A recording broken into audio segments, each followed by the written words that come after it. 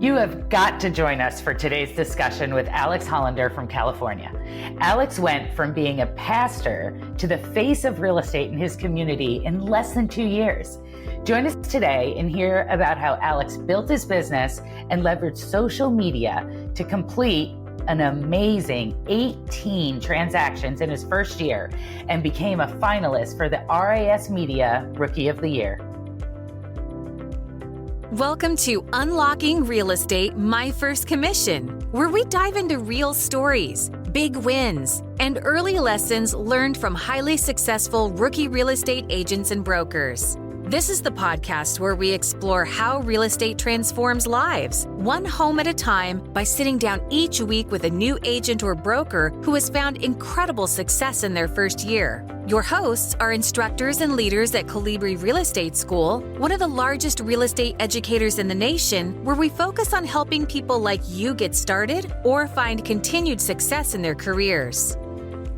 Hello, and welcome to Unlocking Real Estate, My First Commission. I'm your host, Tina Lapp. I've been in real estate education for over 30 years, and I love helping individuals enter and thrive in their careers. And hi, my name is Adam Ashba, co-host. I'm a real estate broker here in this great state of Ohio, Colibri Real Estate and Hondros College instructor, and I'm happy to be here co-hosting with Tina. Thank you. We are here today with Alex Hollander. Alex, will you take a moment to introduce yourself, where you live, and what company you're with?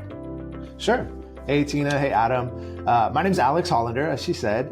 I go by the face of SCV Real Estate out here where I live in Southern California. I'm in a suburb called Santa Clarita, which is, about 20 minutes south of Los Angeles. So that's kind of where I'm at and where I operate out of. And currently I'm with Equity Union, which is a local brokerage out here in Southern California. All right. Well, Alex, I got a lot of questions for you. Okay. One, you have a great tan because you're in Southern Los Angeles. But let's go into why did you get in real estate? What did you do before you got into real estate? Let's start with that.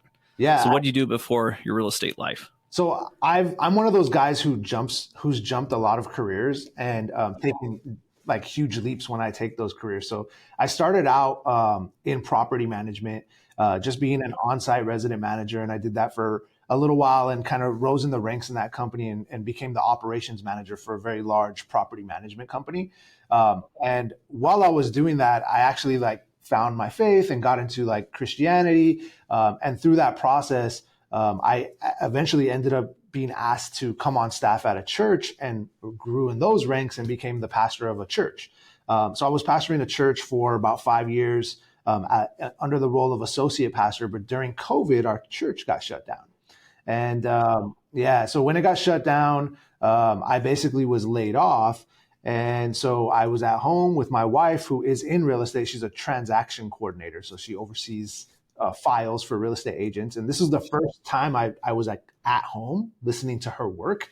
And I was hearing her on the phone with agents all day during COVID. And I realized a lot of agents don't know what they're doing.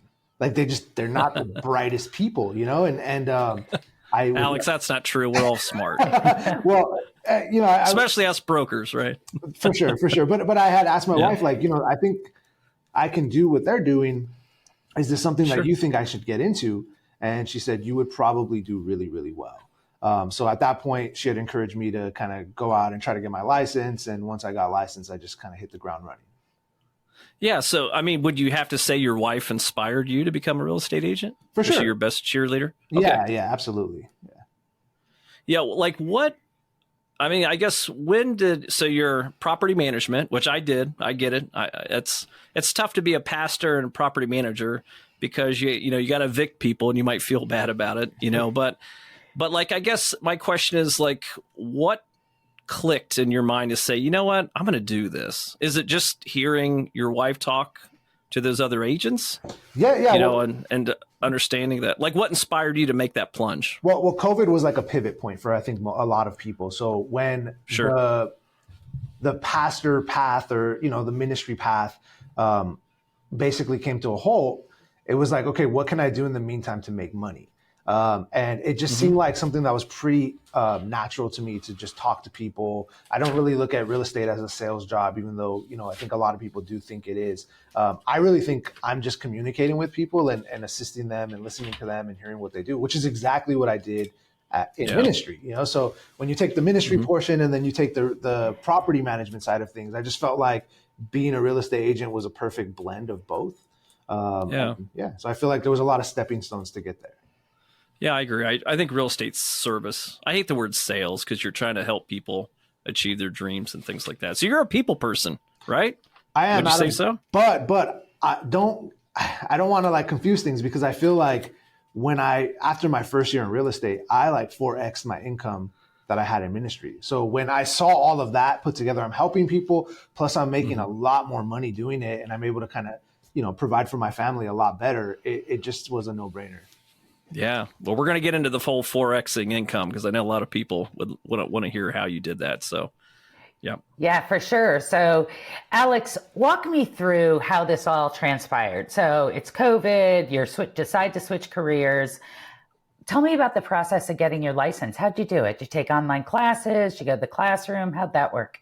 Yeah, they didn't have classroom classes at that time. Yeah. So it was digital, which was easy for me. It was able, I was able to just kind of get on a computer and study and learn. And I kind of expedited things. I went through it as fast as I possibly could have. And then the week of my test, I crammed. I actually, I booked, because I couldn't even take my exam test in the same city that I live because of COVID. There was just backup. And so I drove down to San Diego. I took 2 days. Got a hotel room and just crammed for 2 days in a hotel room without my kids, without my wife, and then took the test. It was fairly simple to do. Just the digital online training portals that they have make things very easy nowadays.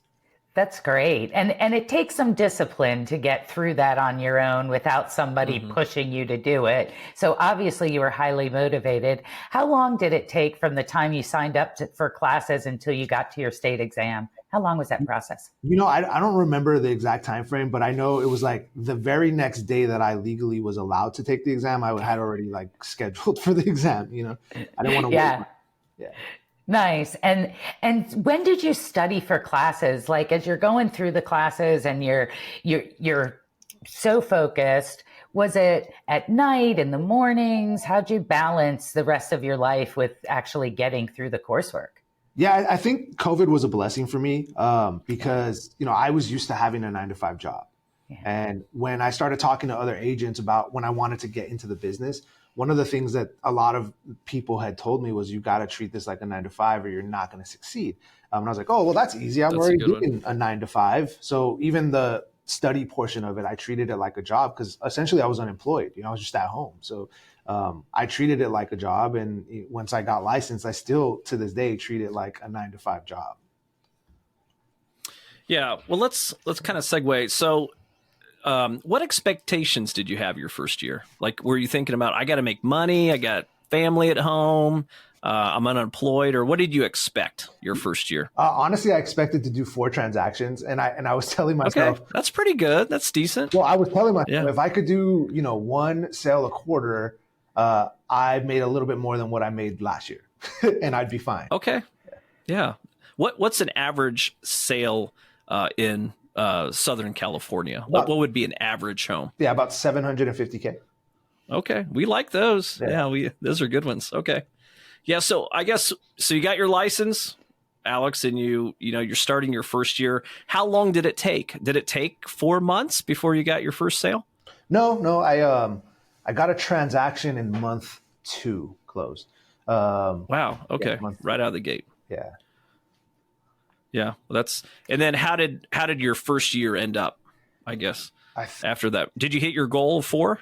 Yeah, I think I got like 18 closed transactions year okay. one. Like year to date, right. like not, I think I got licensed in like September. So it was like, September to September. Okay. So that's like what you should do there, Alex, is mic drop and just leave the podcast. So, so good job. Yeah. 18 in your first year. Okay. We're going to dive into that because that's really good. I know a lot of students at home want to know how you got 18. So, I mean, how did you do it? Like, how did you market yourself going from new agent to selling 18 homes?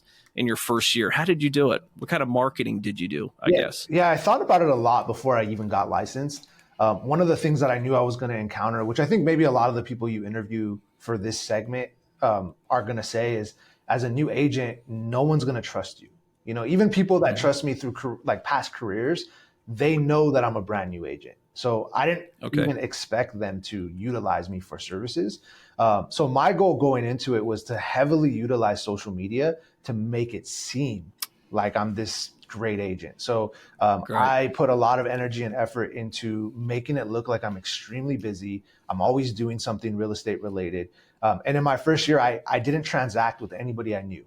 These were all like online leads, people that I was farming, communities that I was working in. It wasn't people that I knew from before.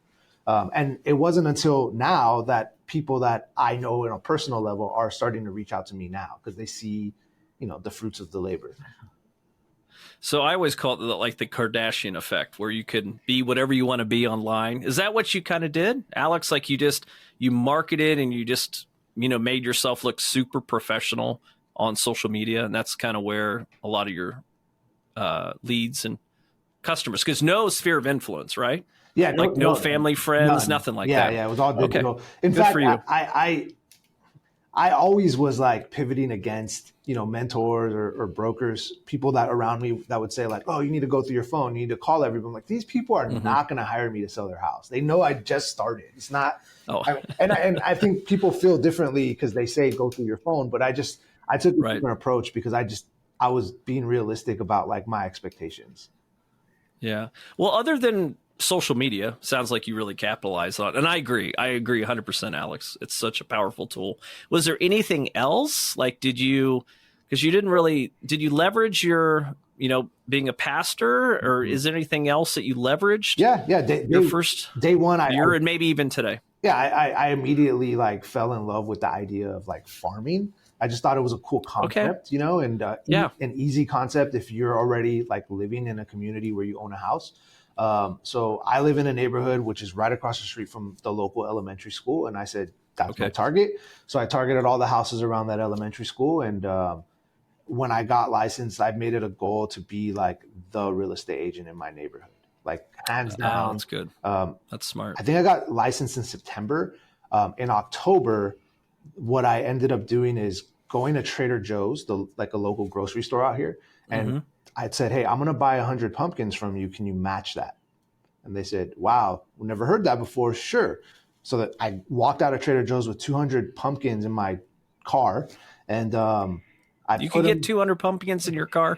Alex, what kind of car do you drive? At the time, it was a Lexus GX. It was like a soccer mom vehicle. Pumpkins are rolling out the back and you pop the hatchback. And the whole thing. Yeah. But I basically, I put 200 pumpkins in my front yard and I advertised a free pumpkin patch. Come get a pumpkin. Oh, that's good. And I'll take your data and you can take a pumpkin. And that's how I created my farm. And that was like my first month in the business. Yeah, that's really smart. I have an agent that did that with mums. And I always thought that was smart. But a pumpkin, yeah. So do you have children that go to that school? Yeah. I take it? Yeah. At the time, I had 4 kids that went to that school. Oh, okay. So you're well immersed. All right. Yeah. Anything else that you did in farming? Like, I mean, do you go door to door, knock, hand out stuff, all the mailers? All the traditional stuff, the mailers. Okay. I would do door hangers, events. I mean, during Christmas, I hired the high school choir to come out and Christmas carol in the neighborhood and give gifts to all the outside of the box stuff was kind of like my forte. I got that from my church background because churches do a lot of experiential things for their people. And I kind of grassroots stuff. Yeah. And I use that for my business. So I still do stuff like that. I have market share in my farm. I've sold more homes than any team or agent in that farm. And yeah, that's like, I have a stronghold right there. And that's where I started. Yeah. Is it a neighborhood that there's a lot of like turnover? Does that make sense? Like is these kind of starter homes? Or second homes for young families? They're kind of moving out and up. Yeah, I mean, where I live in Santa Cruz is very unique. So we're a suburb of Los Angeles. We're a little cheaper than if you lived in the city. So what you're seeing is it's almost like a second home for a lot of the people that live in LA. They're coming over to Santa Clarita and they're buying these bigger homes for less money.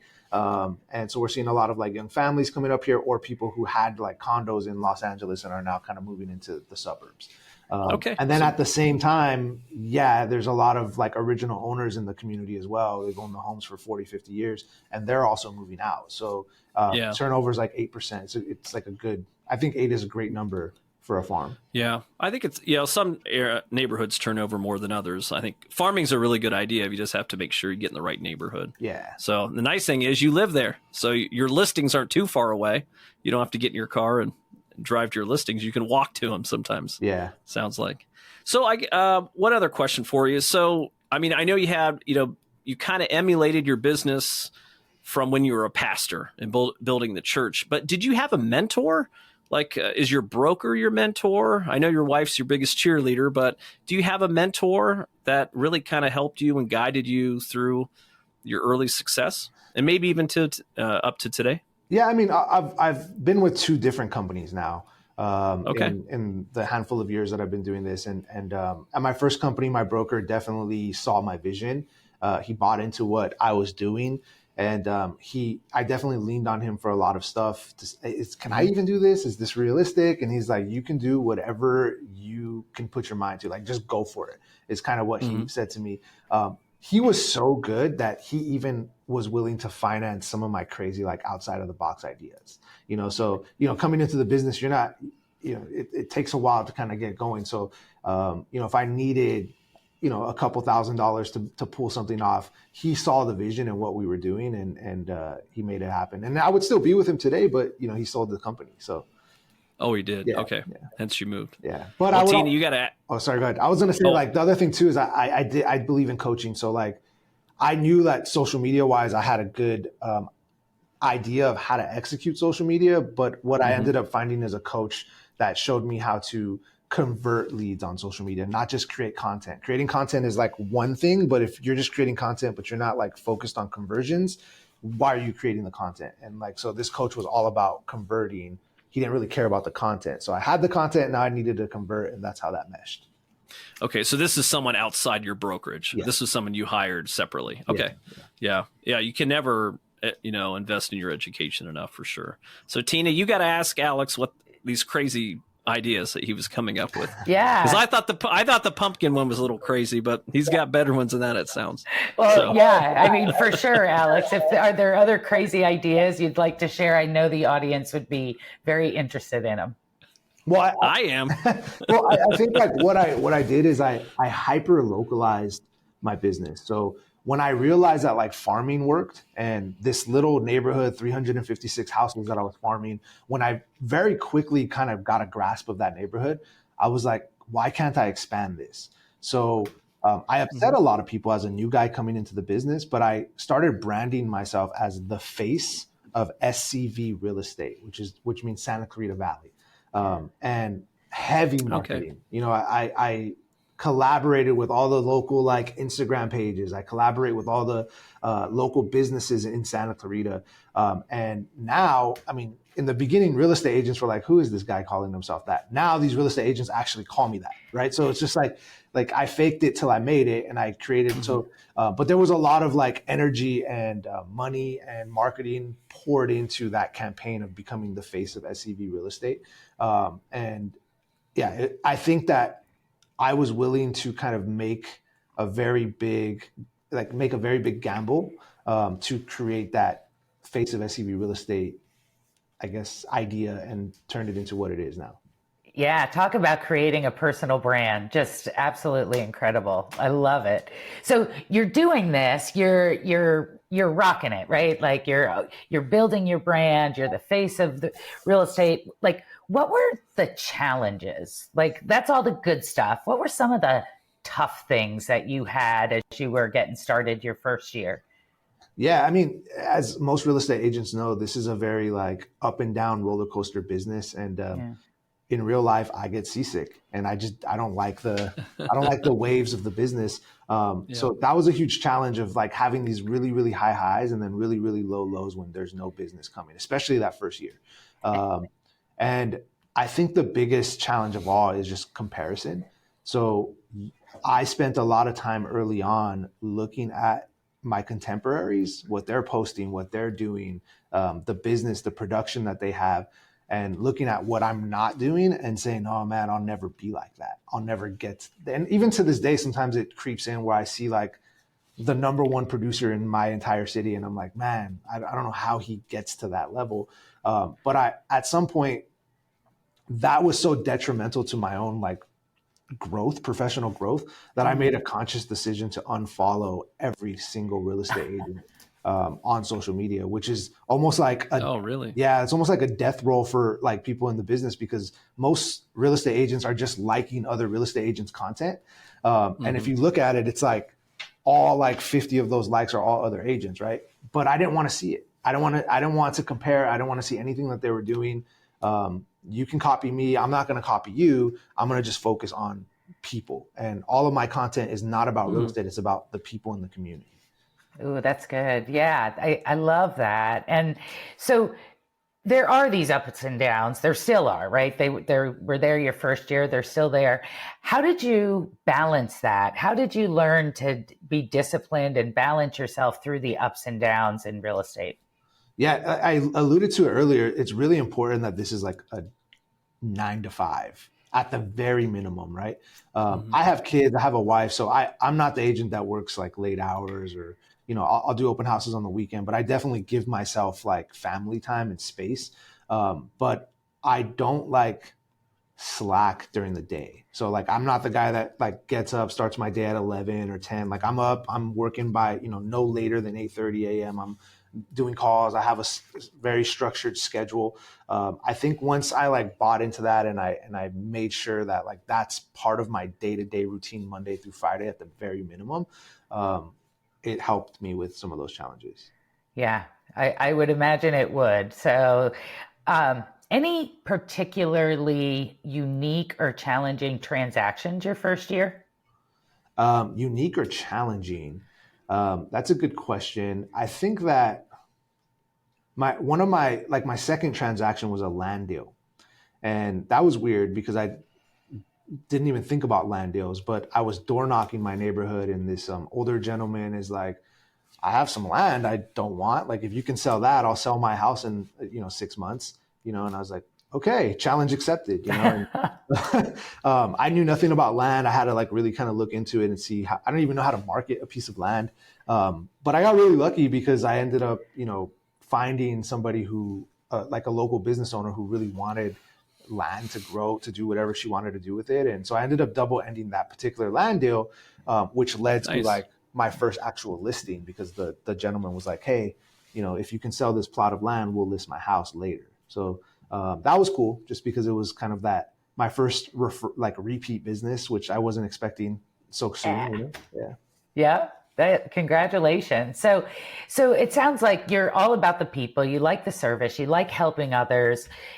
Are there any client stories that are particularly touching to you, or any clients that you've turned into maybe a lifelong friend? Yeah, I mean, I do keep in contact with almost everybody that, we transact with, as long as they're nice, at the end. So yeah, a lot of my clients are actually like really good friends of mine now. My first, I would say, handful of clients were mostly people my age. I'm in my mid 30s. They were first time home buyers, just kind of buying. So there were a lot of similarities, with the people that were helping on the buy side. And so I don't have one particular story where it's like, man, this is great. I mean, I think that I have built relationships with so many of my clients that they show up to the events that we do, even if they're not like in the actual farm. Like, they're very supportive. They send me referrals. They're always like reposting content for me. And I kind of knew early on I wanted to involve my clients in the social media content thing. One, because I knew that they would be like cheerleaders for life, because they're going to repost and tell their friends, and I was able to kind of circle prospect their friends and family through it. But at the same time, I think I make them feel special with some of the stuff we do. I mean, if you buy a house with me, and we go all the way to the end, like, we document the journey, we create a really nice video for you guys. We do everything for them to make them feel like they're special. It's not just like, oh, sold the house, we're done, Nice. Very good. So how long have you had your license in, Alex? Is it 3 years? Yeah, 3 years. Is this your third? Okay, nice. So 3 years are down. What do you see yourself in the next 5 years from now? Yeah. Are you still going to are you going to expand out, add people to your team?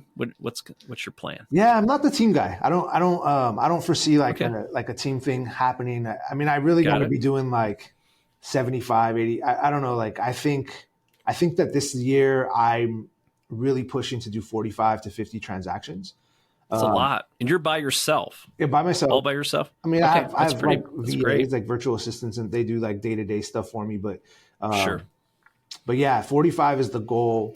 I have a feeling I'm going to get closer to 50. So 45 to 50 is the goal this year. And that's great. But I don't know. I feel like I need to have like 75 to 100 transactions before I think about adding somebody on. Even when I'm really busy, I still have time in my day, you know? Mm-hmm. I think that's important. You have 3 daughters too, right? I have 4. 4 daughters. Okay. I have 3 daughters and 1 son. And I think that's one thing is like, you can, it's great to be busy and make money, but it's about balance, because your kids are all, what's the age range, Alex? My oldest is 16 and my youngest is 10. Okay.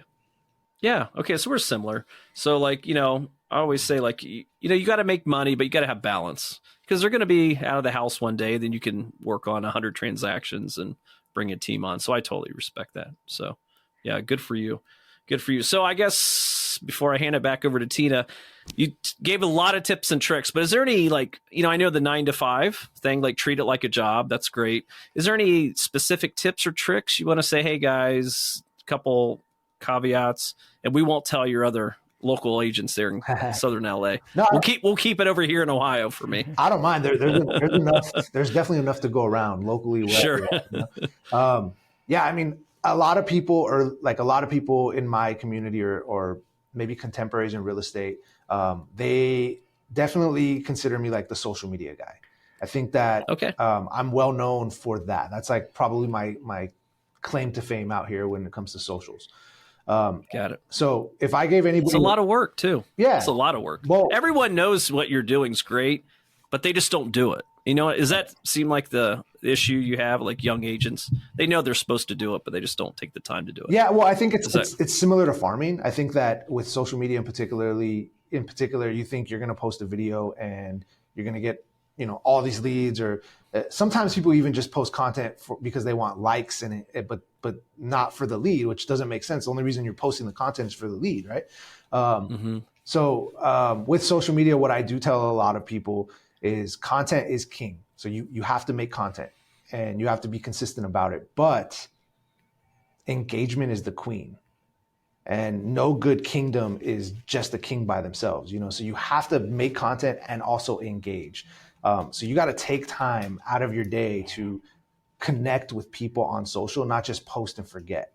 If you're just posting your sales and walking away, you're not doing social media. You're just, I don't know what, you're just posting stuff, But if you take the time to go on people's social media channels, talk to them, respond to them, like their stuff, interact. Yeah. It's in my schedule. I do it an hour and a half every single morning. And I have a VA that does it for me as well, because it's so important. That's how my content is seen. I mean, that's how the algorithms work. If you're engaging, then you're all of a sudden you're in their feed. Yeah, that's great. That's great. Yeah, excellent advice, especially for individuals who are just getting started. So great stuff. Alex, we're going to jump into the lightning round. I'm going to ask you some questions. Give me your immediate answer, 60 seconds or less. We'll learn a little bit more about you. So is there a book or a podcast that you would recommend that you've listened to or you've read? Rejection Proof by, I don't remember how to pronounce his name, Jia Jiang, I think. He's a American Chinese guy. A great book because, especially for real estate agents, because what this guy did is he was so scared of being rejected that he decided for 30 days that he was going to just ask people the most outlandish things and ask for things. And he documented all of it. And like crazy stuff, like he would knock on someone's door and say, "Hey, can I play soccer in your backyard?" And like he documented the whole thing. And by the end of his experiment, he was so rejection proof that he could ask and do anything. And I think when I read that book, I was like, I'm not scared to make the call. I'm not scared to door knock. Like it's all good. If they say no, it's just a no. We just move on. Mm-hmm. Is this a podcast or a book? So it's a movie. It's a book that is also a podcast that is also a YouTube channel where he it's all one experiential thing. Got it. So you can actually watch he documents video. He makes video of every single rejection, so you can see him knock on the door. He went to Krispy Kreme's and asked if they can create a donut for him with the Olympic rings, and they looked at him like he was crazy, but they did it. Like they actually created this special donut for him. And he was just a guy. It wasn't like he had a big production company or he was paying them. He was just a guy with a camera. It was pretty interesting. Yeah. That's great. I bet there are some tips in there, not just for how to be rejection proof, but how to be influential and negotiate as well, right? Absolutely. Charisma. That's great. Charisma. Yeah, I don't know that one. Alex, if we had a time machine and you could go back to the day you started this journey, what might you do differently, or what advice would you give yourself? If I would have learned earlier, like before my 6-month mark, to stop comparing myself, I think that I would have probably done a lot more. I spent a lot of time like not executing what I wanted to do because I felt like that's not what a real estate agent does, or that's not what that guy's doing, or trying to copy somebody else's thing and it's not like my thing. Mm-hmm, mm-hmm. And you've definitely found your thing and your brand, and I've even heard about that. So that's great. If you could have dinner with one person, dead or alive, who would it be and why? Yeah, I'm a prisoner of the moment. So a lot of people here know that I'm a huge Kendrick Lamar fan. He's a rapper that just did the Super Bowl. Yeah, so I think he has a unique artistic approach to everything he does, and I'd want to pick his brain. His layers and entendres to what his music is like so deep that I just want to ask him a lot of questions. Yeah. And Alex, am I right in that you did some rapping as well? Oh, yeah. How did you know that? Tina knows everything. I know things, Alex. I know things. So believe me, Alex, she knows a lot. So early on when I had mentioned like I'm that guy that career jumps, yeah, I mean, I started out as like an underground local like rapper who jumped into property management, who jumped into being a pastor, who jumped into real estate. So like these are huge like transitions for me that don't make a lot of sense, but they do if you really think about the nuance of them. Yeah. I mean, what a great life and a great bunch of experiences that all sort of come together and merge to build where you are today. I love it. And I'm glad you mentioned it. Tina, this is when we should have put some old performance of Alex, like queued it up and shown everyone at home some of his dance moves. We might That's how he's getting those that. Clients. He's rapping and dancing for them. That's how he's getting them. He said rapper. He didn't say dance. I don't know about that one. Oh, okay. That's true. Alex. Alex, what'd you do at work yesterday? Yesterday, I door knocked for about 4 hours. I created some graphics for the door knocking, made a couple phone calls, and followed up with some current transactions that are going on right now. Sounds like a good day. Very boring. Like a good day. Very boring. Yeah. Very boring. A closing table's always better, right? But you got to do the work to get there, which clearly you've done. Where can listeners or viewers connect with you, follow your journey? Can you share some information on how to stay in touch? Yeah. Instagram is the best medium, in my opinion. Just search my name, Alex Hollander. It'll pop up for sure. I think that if you're an agent, you'll get something out of my social media content. I don't make it for you, but I encourage you, if you like the stuff that I'm putting out, steal it, use it. Like, it's localized. It's localized content, and it's very easy to reproduce if you just take the time to do it. So go on Instagram, search me up, and I love Very it. good. Well, Alex, thanks for coming on today. Alex Hollander, rapper, pumpkin getter, preacher, real estate agent, crushing it, Southern California. So thank you. I know your story's great. You've closed a lot of deals, and I know a lot of people at home that's listened to this is going to enjoy it and get a lot of tips. So I think your social media is great, and I can't wait to check it out more. So thanks again. Thanks for coming on with us. Cool. Thank you, guys. Have a good one.